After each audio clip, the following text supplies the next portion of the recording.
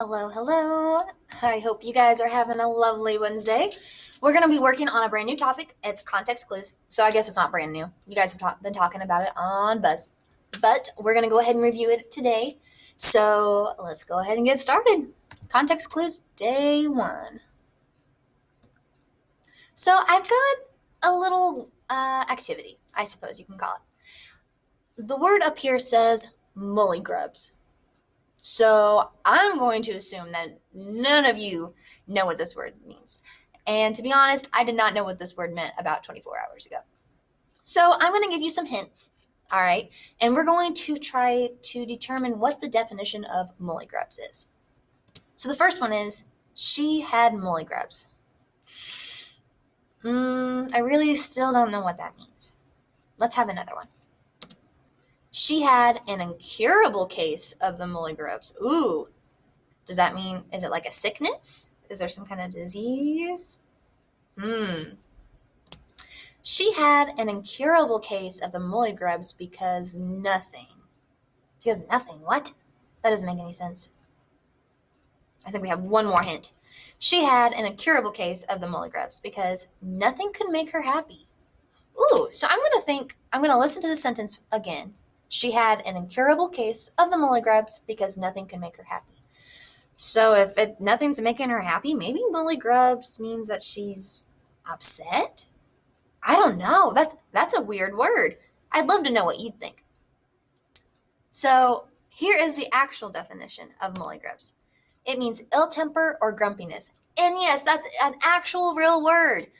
So when we were looking at this, on number 4, we could go through the sentence and look for context clues. And these context clues just help us figure out what the word is. So context clues are clues within your text, so within your sentence, within your passage, that can help you figure out what a word means. So you need to put your detective hat on, get your magnifying glass out. We're going to play detective today. So where are context clues? Where can we find them? Well, first, sometimes you can find them right after the word. Sometimes it gives directly what that word means. If not, you can always look at the sentence after the word. And with that, you can also look at the sentence before the word. So you're always going to look at the sentences in the words around the word that you don't know. So we're going to work on this together. I'm going to read this to you, and then we're going to try to figure out what the definition of the words that are bolded and underlined using our context clues. So this is called Montreal Travels. It says, situated in the heart of the French Quebec, Montreal is an international city full of, what is that word? Joie de vivre? I don't know. It's a joyful and exciting city. Montreal has a thriving cosmopolitan culture. Traveling to Montreal offers visitors performing arts, art festivals, historical sites, and museums. Culture awaits visitors at every turn. On its lively streets, travelers can hear as many as 35 languages, many spoken by immigrants who have recently joined the traditionally French-Canadian and English-Canadian population. Not surprisingly, restaurants provide international delights as well. Restaurants provide flavorful fare? What does that mean? Restaurants provide flavorful fare from around the world for the traveler to enjoy. Of course, you can't forget the shopping. Travelers can find just about anything he or she desires, from the exotic to the everyday. Traveling to Montreal will certainly not disappoint. All right, get those magnifying glasses out. Let's see what we can do. What do you think joie de vivre means? Well, I'm going to guess most of you don't know what it means because it's actually in French. Right, there's no way we would know unless we actually spoke French. So we're going to look around the word for clues.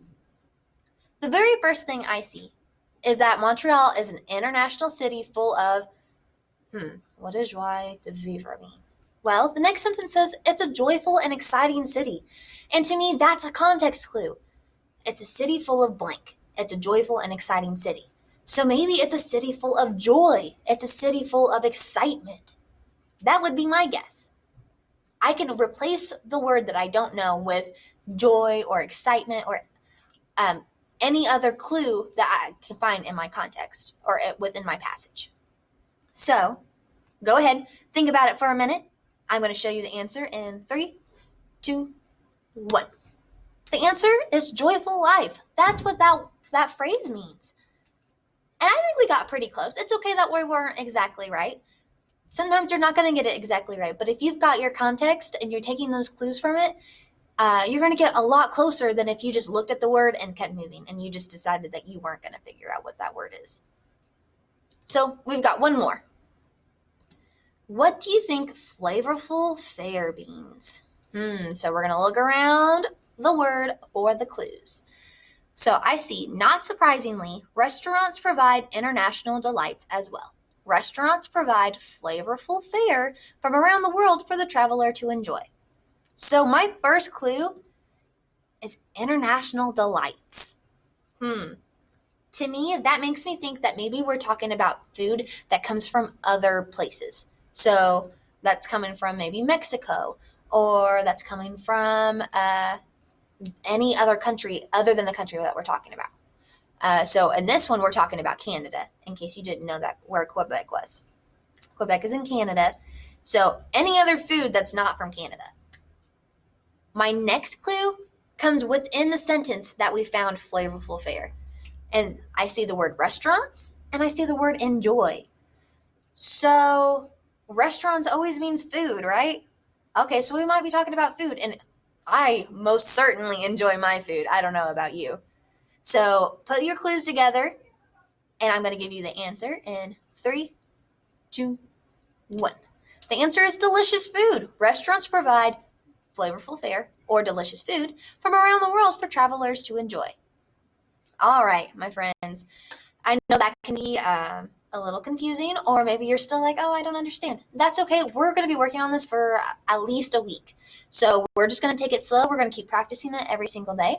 You've got your own practice to do today on your Google form. Of course, you're going to write what your first and last name is. Then you're going to come down here and you're going to see you're going to see 2 passages, really short ones, so don't be alarmed. And you're going to determine what a word means. And the word in the first one is Werbert. And you might be thinking, what in the world? What is a Werbert? Miss Kreitz must be going cuckoo today.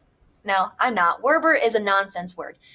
Nonsense words are just words that we make up to test you on your context clues and help get you to practice finding your context clues.